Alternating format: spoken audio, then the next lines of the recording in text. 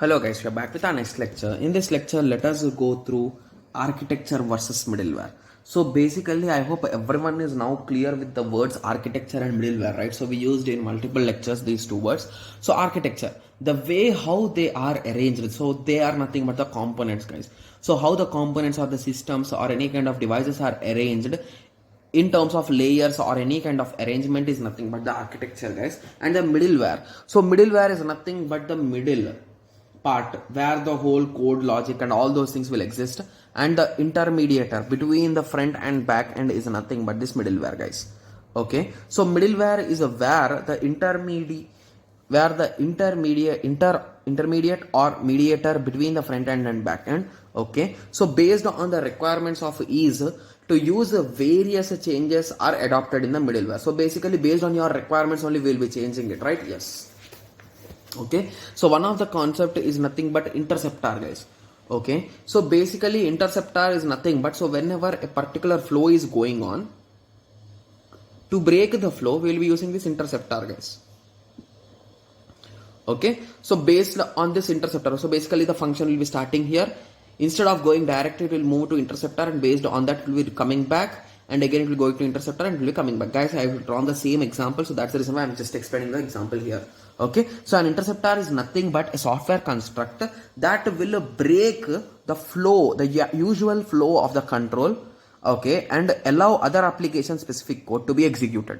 So assume that here is a small flow, guys. So basically without any interrupters, the flow will be in this way, guys. So initially the client will be requesting, assume that he is calling a function do something with the value, so that will be invoked and you will be getting the result.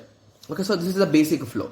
But whenever you integrate it with the interceptor, so instead of going directly with this is no interceptor call, so basically it goes and it will be doing an interceptor call and request level interceptor. So basically here you can write any kind of code, guys.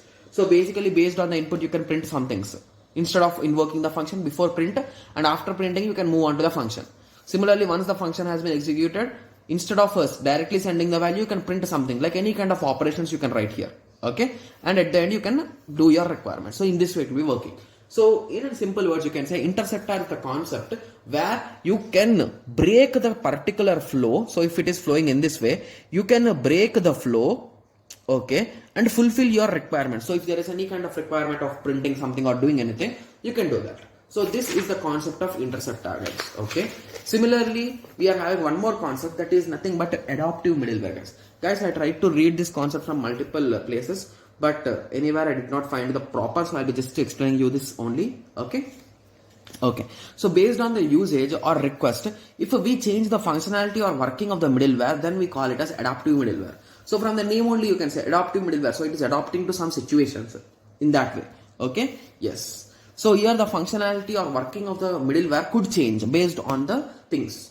Okay, similarly separation of concerns, so these are divided into three types, guys. So separation of concerns, so basically based on the particular concerns of the application you can change the functionalities. Okay, so try to separate extra functionalities and later wave them together into a single implementation. So basically assume that there is a huge block of code which is not mandatory or which is not important.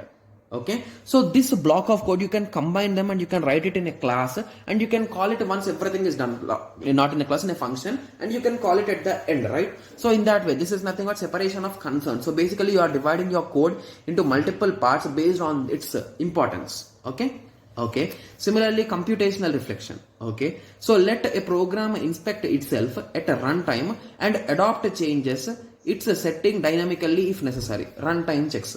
So basically assume you are doing some machine learning algorithm, guys. Okay, so basically in machine learning, once you give an input, so based on that particular data, if it is a learning model, so it will be learning from its results, right? So that is nothing but the computational reflection. So what it is giving as a result, so that is given as an input and it will be changing its things. Like if it is wrong, it will be making it correct. So in that way it will be learning from its mistakes and learning from its outputs. Okay, similarly component based design. Okay, organize a distributed application through components that can be dynamically replaced when needed. So basically components based design, one of the best example is that, so assume that you are going to buy some IoT devices, guys. Okay, so IoT devices will be really small and they are some kind of electronics, right? So those are some kind of electronic devices, like you can say that electronic sensors. So basically, a single small fault could make the whole device to go wrong, right? Yes. So that is the reason why you can buy 2 or 3 because they are of a less cost, like around little bit from 500 to 1000 at max 1000 any kind of sensor. So that is the reason why you can buy multiple ones, and instead of going to shop again and again, you can buy once and you can keep them in that way. That is nothing but component based design. Here you will be using multiple components based on the requirements. You will be dynamically replacing them whenever something goes wrong. Okay, so I hope everyone got a clear idea on this. So in the next lecture we will be going through self management distributed system. Okay, so let us meet in the next lecture. Thank you, thanks for watching.